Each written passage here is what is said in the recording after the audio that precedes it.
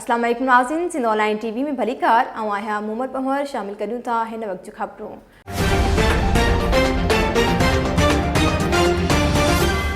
हिन इलाइक़े जा ही सिर्फ़ गवर्नमेंट जो इदारो न आहे, ही असां ॻोठाणनि पाड़ेसरनि मारवड़नि जो इदारो आहे। हिन जी सार संभाल लहण असांजो अवलीन फ़र्ज़ु आहे, छो जो उते असांजा बच्चा तालीम हासिल कनि था ऐं अहिड़नि इदारनि में एॾी करप्शन थिए जंहिंजा करप्ट ऑफिसर खे हाणे इदारो जेको आहे ठहे कोन थो, तंहिंजे करे इन ऑफिसर खे जेको आहे पाबंद बणायो। मेरापुर में गवर्नमेंट गर्ल्स डिग्री कॉलेज जो रहल कम न थियण खिलाफ ॻोठाणनि पारां एहतजाज मुज़ाहिरो कयो वियो।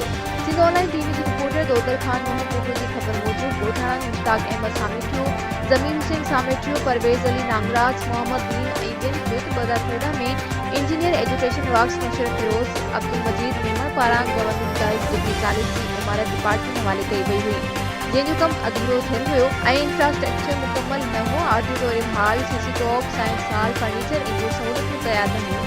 इहो समूरो कमु अॼु ताईं रोल बि शिकार आहे।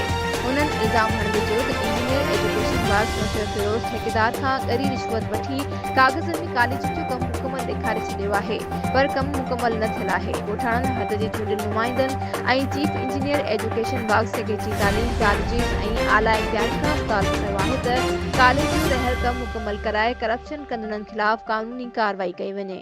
वधीक ख़बरुनि अपडेट्स जे लाइ ॾिसंदा रहो सिंध ऑनलाइन टीवी।